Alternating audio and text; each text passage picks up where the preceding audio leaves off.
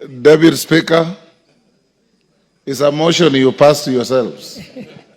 Thank you, Honorable Speaker, that I may participate. Even the Deputy Speaker has 5 minutes. Thank you, Honorable Speaker. Even as I participate in debating on the President's State of the Nation address, I want to direct my attention to the unpatriotic media houses in this country, and particularly NTV, which recently attempted to wrongly analyze this statement. And I want to ask them, has the shilling strengthened from 162 to the dollar to 129 today? Yes or no? We look at the cost of living. Has inflation dropped from 9.6 to 2.7? Every Kenyan knows the price of unga has gone down, the price of kerosene has gone down, the price of electricity has gone down. Those media houses should tell us where they are getting their statistics and where is the source of their information. Also, I dare them, those unpatriotic Kenyans and the unpatriotic media houses, has fertilizer been distributed, 6.5 million bags to the registered farmers? Yes or no? We know for a fact that farmers have received it. And I dare them to tell us where they think it was not, where the fertilizer was not given.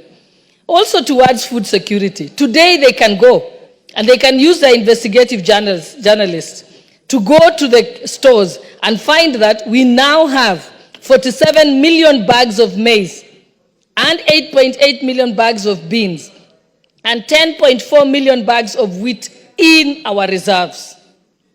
I dare them to dispute this. And we want them, rather than speak from their studios, they should actually go and film them from the stores of Kenya.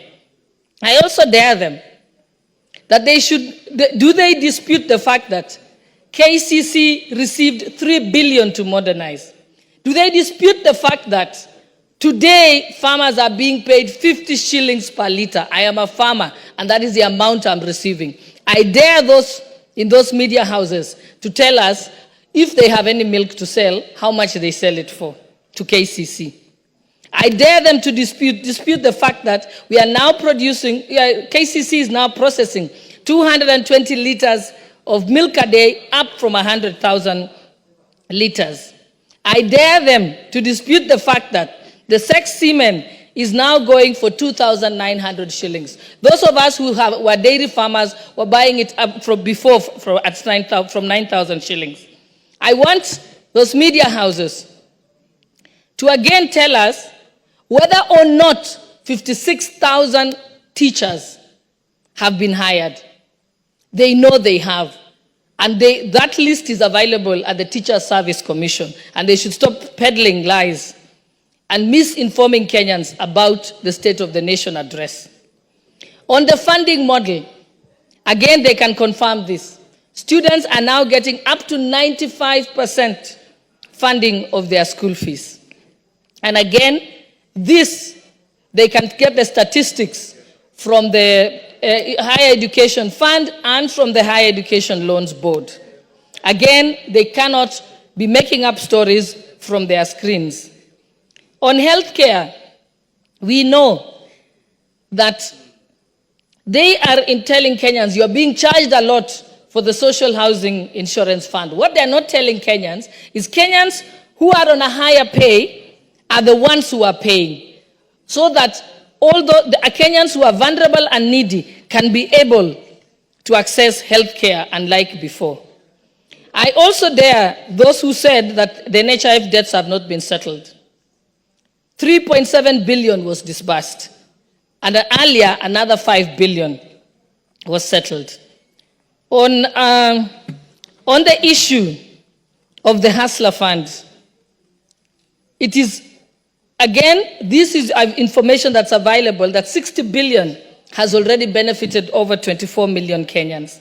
And therefore, as we look at the President's State of the Nation report, it is important that we call out those unpatriotic Kenyans, unpatriotic media houses who are selling toxic, negative, Yes, give the deputy. who are selling 1 minute. the negative, toxic narratives and selling a story of doom and hopelessness to Kenyans. Because Kenya is strong, and Kenya, as we saw in the last State of the Nation report, that Kenya is going places and Kenya is destined for greatness. And I know that one day, those peddlers of doom are going to be shamed. And lastly, Honorable Speaker, for the first time in the State of the Nation report, address by a sitting president, the issue of gender-based violence was given prominence. For that, we are very grateful as the women of Kenya to the president, because now it has received the highest attention due. But even as we say this, I appeal to Kenyans that being able to prevent femicide and gender-based violence requires each of us to be vigilant. On femicide, we need to talk to our children, to tell them not to put themselves in vulnerable situations. We also must teach our children to respect women, and so that we can be able to be part of prevention rather than going after these people after they've committed the crime. With that, I wish to thank you for the opportunity. Samuel Atandi. Maluli Njendi, disengage from the screen. Thank you.